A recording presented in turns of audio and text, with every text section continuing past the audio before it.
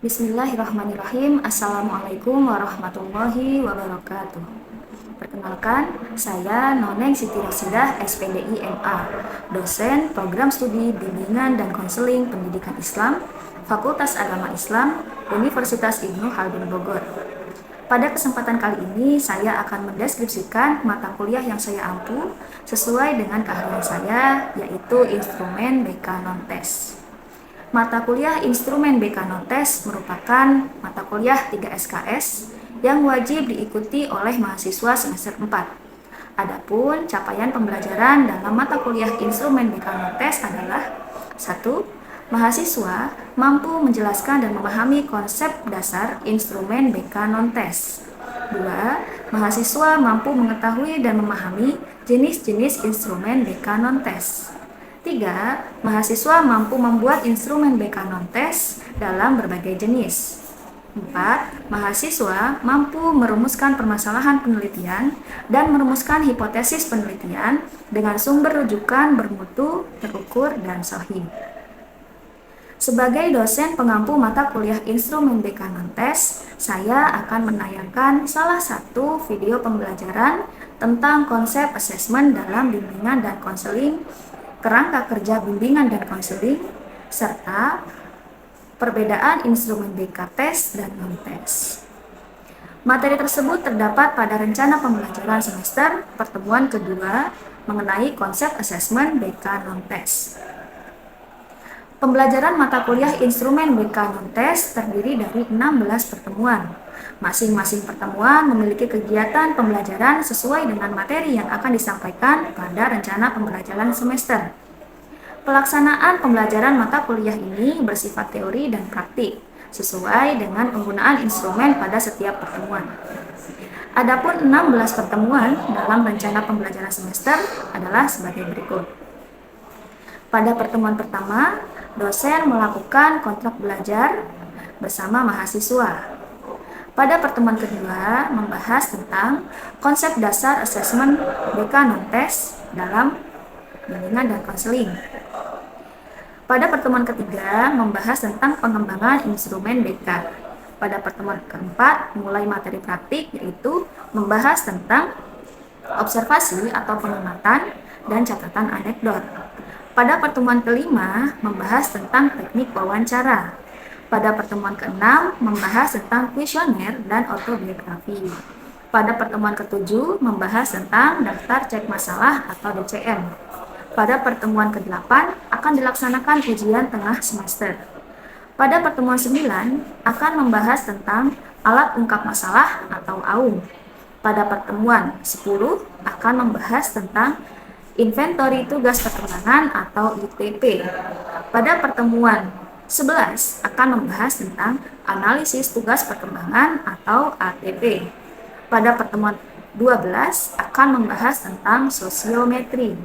Pada pertemuan 13 akan membahas grafologi. Pada pertemuan 14 akan dilaksanakan mini research penggunaan BK Non-TES di sekolah. Pada pertemuan 15 akan dilakukan review materi dan analisis data lapangan. Pada pertemuan 16 akan dilaksanakan ujian akhir semester. Dalam pemberian nilai, bobot penilaian mahasiswa berdasarkan kehadiran 15%, tugas tertulis 20%, ujian tengah semester 25%, dan ujian akhir semester 40%. Sehingga nilai total target pencapaian nilai mahasiswa sebesar 100%.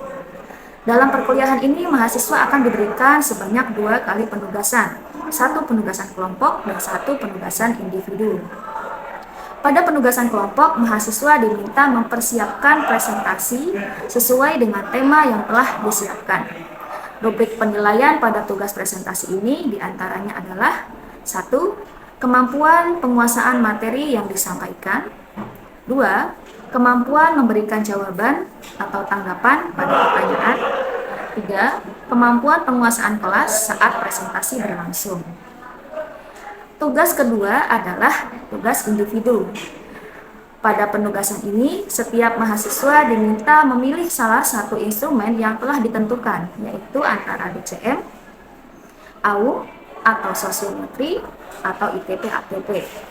Selanjutnya, mahasiswa melakukan mini research terkait implementasi salah satu instrumen BK non-tes yang telah dipilih di sekolah. Kemudian, hasil implementasi tersebut dibuat dalam bentuk laporan. Adapun rubrik penilaian pada penugasan individu yaitu 1. Sistematika penulisan laporan. 2. Penyajian hasil implementasi instrumen BK non-tes.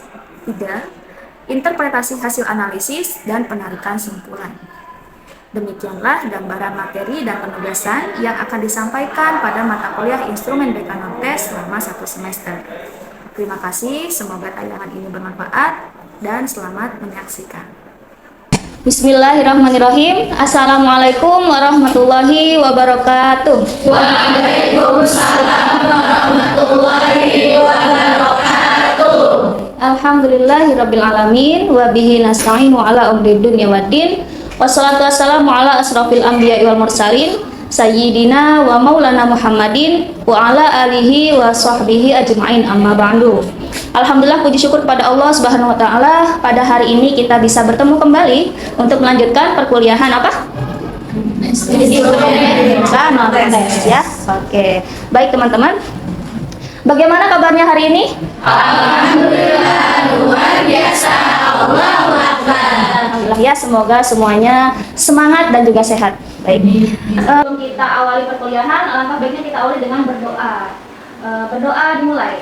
Bismillahirrahmanirrahim. Allahumma sholli ala sayyidina Muhammad wa ala ali sayyidina Muhammad. Allahumma inni as'aluka ilman nafi'an wa rizqan thayyiban wa amalan mutaqabbalan. Amin, amin, amin. Semoga Allah memberikan kemudahan untuk kita semua ya. Amin. Kita lakukan presensi terlebih dahulu. Yang hari ini tidak hadir siapa saja? Oke, Azami. Kenapa Azami? Izin. Oke, kemudian siapa lagi? Haikal. Haikal kemana? Izin. Oke, kemudian? Kori. Oke, Kori. Kemana Kori? Izin. Kemudian? Ulfa kemana? Izin juga. Baik. Ada lagi? Sudah. Oke. Baik. Sudah tercatat semuanya. Semoga Allah berikan kemudahan kepada kita semua dalam setiap urusan ya. Amin. Amin. Oke, minggu lalu teman-teman, apa yang sudah kita bahas? Bagi kelompok. Sudah belum bagi kelompoknya? Sudah. Yang kedua apa lagi? Penugasan. Sudah tersampaikan penugasannya? Sudah. RPS sudah tersampaikan? Sudah. Kemudian apa lagi? Kita bahas apa kemarin? Assessment ya, pengantar assessment. Oke, masih ingat dengan materi kemarin? Baik ya. Oke. Baik teman-teman, kenapa kita perlu assessment di sekolah?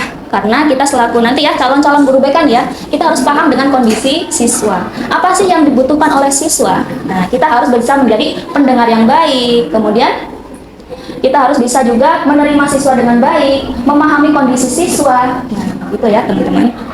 Oke. Kemudian untuk materi hari ini adalah tentang konsep dasar assessment. Kalau kemarin kita baru bahas tentang pengantar assessmentnya dan sudah saya sampaikan juga RPS-nya. Kita coba lihat lagi, di sini ada RPS. Di pertemuan kedua kita bahas konsep dasar assessment non-tes. Nah. Oke, kita masuk ke dalam materi.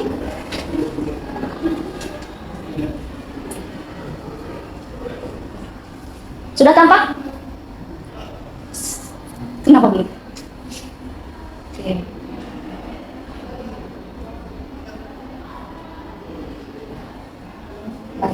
Sudah ya? Oke. Hari ini kita bahas tentang assessment. Apa itu assessment teman-teman? Masih ingat kemarin?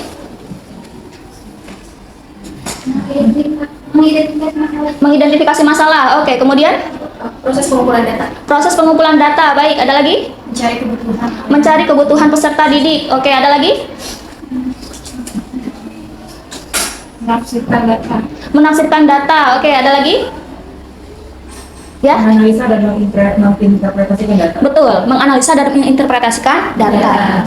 Apa yang teman-teman tadi jelaskan itu saling berhubungan teman-teman, saling melengkapi. Nah, di sini assessment pada intinya adalah suatu proses pengumpulan datanya dulu. Kita kumpulkan datanya, lalu kita analisis, lalu kita interpretasikan. Interpretasikan data yang diperoleh terkait peserta didik dan juga lingkungannya. Nah, itu adalah assessment. Kedudukan asesmen dalam kerangka kerja BK di sini sangat strategis dan sangat penting, teman-teman. Kenapa? Karena posisinya di sini asesmen itu digunakan untuk supaya kita bisa merancang program BK apa sih yang tepat dilakukan atau dilaksanakan di sekolah tersebut. Tentunya sesuai dengan kebutuhan siswa. Oke. Nah, selanjutnya, kenapa sih kita butuh asesmen? Kenapa kira-kira? Untuk mengetahui masalah yang dialami oleh siswa, kemudian dapat mengevaluasi, betul, kemudian memperoleh informasi, betul, ada lagi? Agar memberikan layanan yang tepat. Memberikan layanan yang tepat. Nah, betul, apa yang teman-teman sampaikan tadi. Pada intinya, betapa pentingnya asesmen di sini sebelum kita memberikan layanan kepada konseli atau siswa. Nah, kayak dokter, teman-teman ya. Dokter tugasnya untuk apa? Mengobati. Tapi sebelum mengobati, apa yang beliau lakukan? Diagnosis dulu. Sama kita juga, nggak bisa kita tiba-tiba memberikan suatu layanan tanpa kita tahu dia sakit apa yang sedang dia rasakan. Gitu. Kurang lebih seperti itu, teman-teman. Jadi mengapa butuh assessment? Karena peserta didik butuh layanan BK, itu yang pertama. Yang kedua, peserta didik juga butuh layanan informasi. Kemudian yang ketiga, peserta didik juga perlu memahami dirinya, potensinya, kemudian minat, bakatnya. Nah, tentunya itu butuh sekali untuk dibantu oleh teman-teman para calon guru BK atau konselor. Kemudian, kenapa butuh asesmen? Karena pemahaman lingkungan, keluarga, dan juga institusi. Tentunya, supaya layanan BK ini bisa berjalan dengan baik, bisa mendapatkan hasil yang terbaik, harus ada sinergi. Dari mana saja?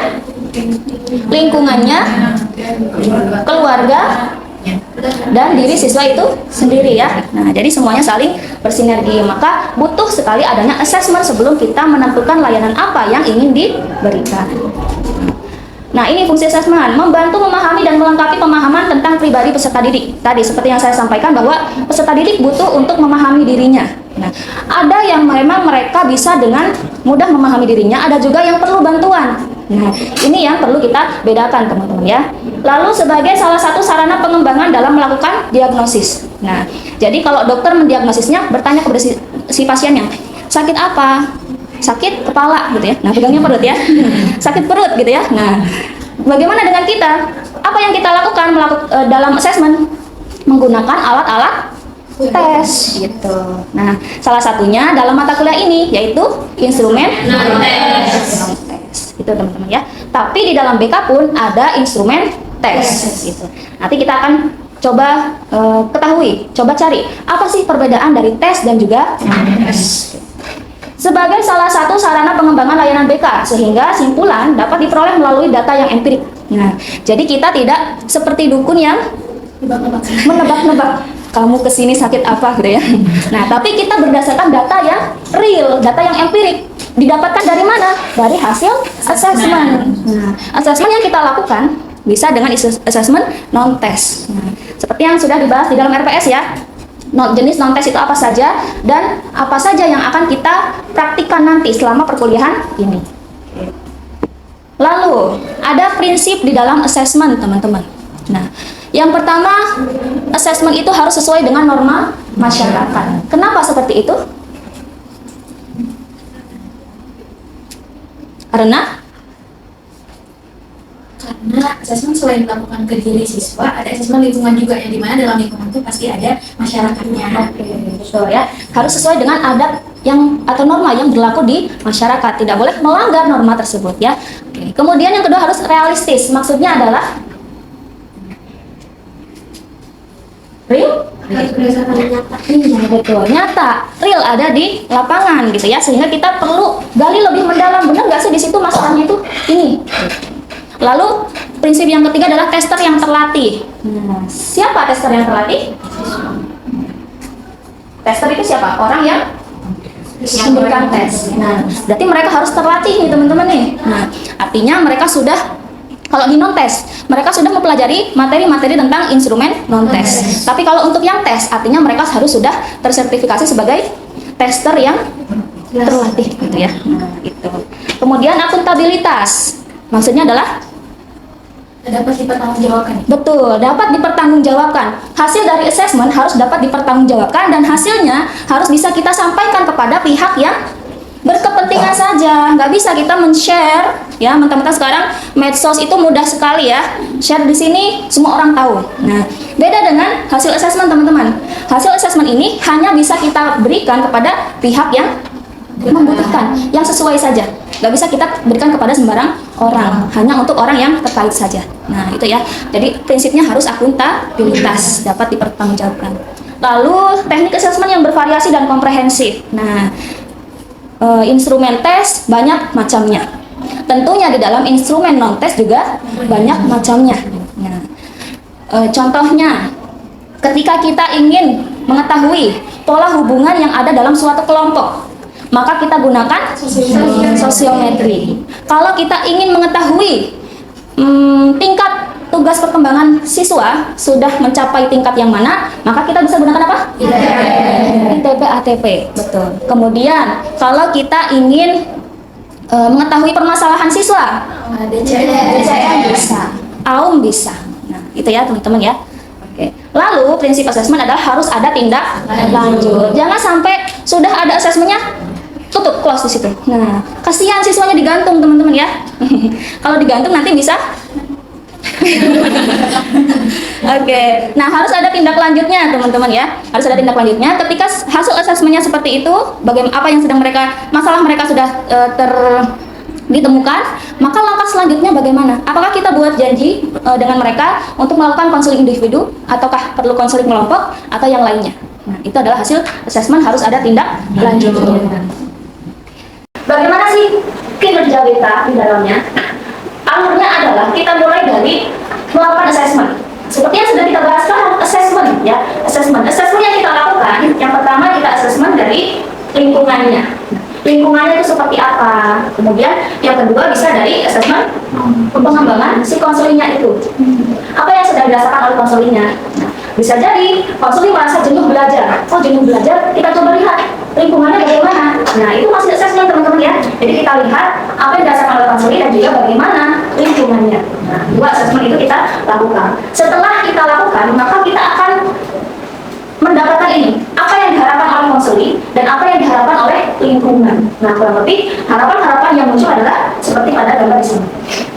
Setelah itu, setelah semua harapan, setelah semua permasalahan yang sudah diketahui, maka langkah selanjutnya adalah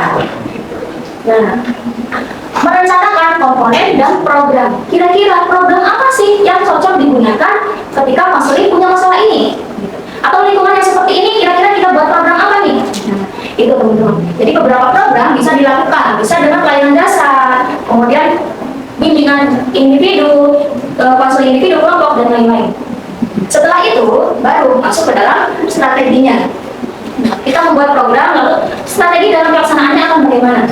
Di dalam strategi pelayanan ini ada beberapa yang bisa kita pilih ya teman-teman ya, tentunya sesuai dengan masalah yang sedang dihadapi. Bisa dengan konseling individu, kelompok, atau bahkan referral. Jika memang kita tidak mampu, silakan saja teman-teman ya, jangan memaksakan. Khawatirnya salah obat, ya. Khawatirnya malu praktik ya. Nah, jika memang dirasa sudah tidak mampu, maka bisa direferral. Artinya alih tangankan kepada orang yang lebih ahli dan kompeten di dalam menyelesaikan masalah tersebut. Bisa ke konselor atau psikolog atau yang lainnya, ya. Itu peran pekerja BK. Nah, selanjutnya ada kode etik penggunaan asesmen BK. Apa saja yang harus kita pegang ketika kita melakukan sebuah asesmen? Yang pertama, asesmen atau tes dilakukan jika dalam pelaksanaan BK diperlukan data yang lebih luas. Kita melakukan asesmen itu harus ada tujuan. Kalau nggak ada tujuannya, dari dulu tujuannya ya. Oke, lalu konselor wajib memberikan penjelasan terkait orientasi alasan penggunaan tes. Nah, ketika kalian melakukan tes ini di sekolah, kalian jelasin dulu tujuan kalian melakukan tes adalah untuk mengetahui apa contohnya, mengetahui tugas perkembangan siswa. Nah, itu jelaskan kepada siswa. Lalu bagaimana petunjuk pengisiannya, itu semuanya dijelaskan kepada siswa. Nah, itu adalah kode etik yang kedua. Yang ketiga, yang diselenggarakan wajib mengikuti pedoman dan tata tertib. Nah, tentunya pasti kalau di dalam instrumen tes ya, sudah ada tata tertib yang harus dilakukan. Nah, itu harus sesuai. Urutannya juga harus sesuai. Perolehan data hasil tes harus diintegrasikan dengan temuan atau informasi lainnya. Nah, kita butuh data pendukung supaya bisa memperjelas atau menguatkan temuan kita di lapangan dari hasil asesmen tadi. Lalu, pemberitahuan hasil tes dapat diberitahukan kepada pihak yang berkaitan saja. Nah, lalu apa yang membedakan antara teknik tes dan juga non tes? Ada yang mau menjawab? Saya. Boleh. Nanti Kak. Kalau teknik tes itu sifatnya objektif. Oke. Kalau yang non tes subjektif. Jadi kalau non tes itu bisa dari hasilnya bisa kayak apa namanya, ditulis interpretasinya gitu. Sampai kalau tes itu juga hasilnya tuh biasanya data kuantitatif, jadi angka gitu. Oke. Kalau non tes nggak selalu. Oke. Gitu. Baik. Oke, sip. Intinya, apa sih yang membedakan teknik tes dan juga non tes? Nah, kita lihat dari standarisasinya.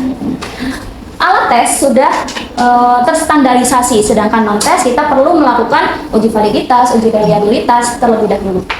Kemudian kita lihat dari sifatnya.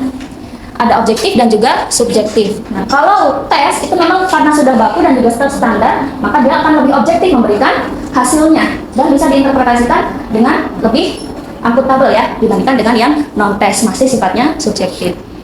Kemudian reliable, ada konsistensi hasil. Nah, tentunya kalau yang tes mereka sudah terstandarisasi, sudah melewati semua itu.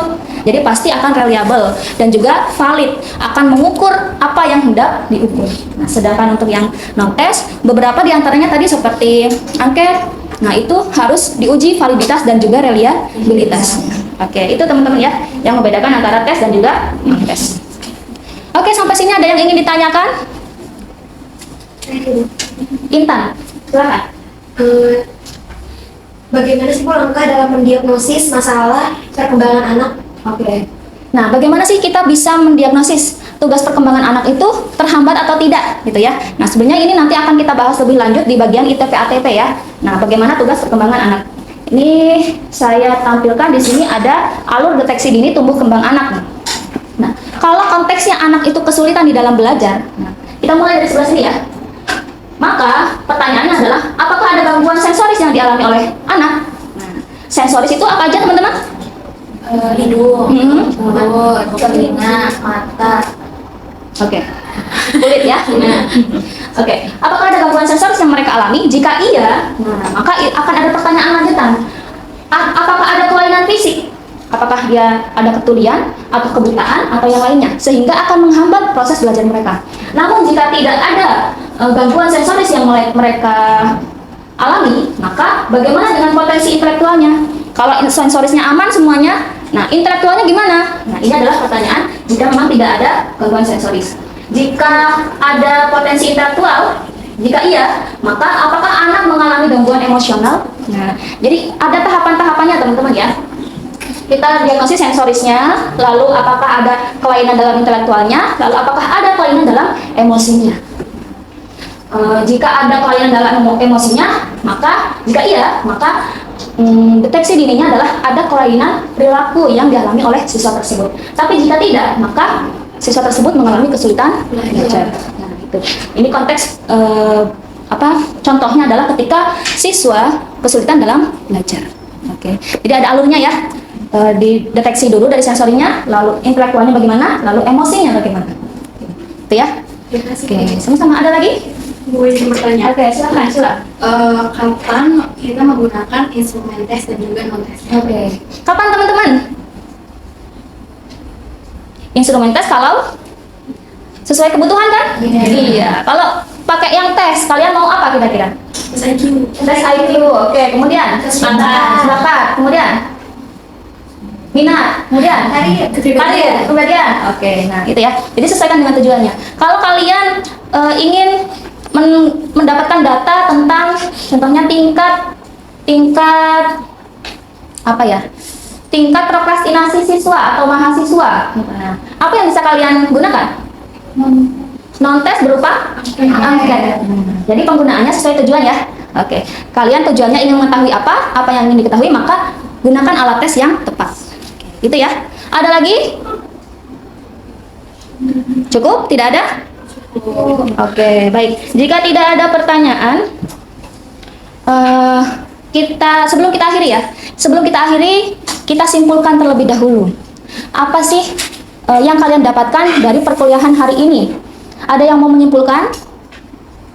Saya Bu. Oke, boleh. Rahma. Iya, jadi di dalam pertemuan hari ini kita sama-sama membahas tentang need assessment, di mana need assessment itu tadi ya untuk mengumpulkan data, untuk mencari tahu kebutuhan siswa, serta bisa memberikan layanan yang tepat bagi peserta didik atau siswa. Dan di dalam need assessment itu pasti ada fungsinya ya gitu. Yang pertama itu bisa memahami tentang pribadi peserta didik, lalu juga sebagai sarana buat pengembangan peserta didik. Nah, untuk memperoleh need assessment itu bisa menggunakan alat tes maupun non tes. Nah, kalau alat tes itu tadi yang sama-sama sudah bahas itu ada tes kecerdasan ya, gitu, ada tes bakat juga. Tapi kalau di teknik non tes itu ada observasi, ada wawancara, serta ada materi. Mungkin itu yang bisa. Oke, sip, bagus ya. Itu adalah simpulan dari Rahma. Apakah berbeda dari teman-teman yang lain? Silakan, ada lagi yang memberikan simpulan? Boleh, Susi silakan.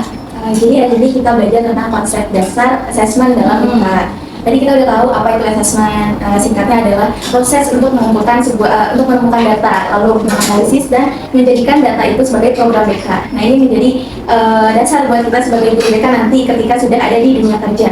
Terus juga tadi Ibu menjelaskan tentang apa sih, mengapa kita butuh untuk melakukan asesmen. Tentunya untuk membuat program BK, yang dimana program BK itu turunannya adalah layanan-layanan apa aja nih yang harus kita berikan. Tujuannya juga supaya tepat pemberian layanan yang kita berikan kepada siswa nanti. Terus juga ternyata asesmen ini diatur pada etiknya dalam APKIN. Dan juga tadi sudah Rahma sampaikan ada 2 jenis asesmen, ada tes dan juga non tes. Itu aja Bu. Oke, sip, bagus ya.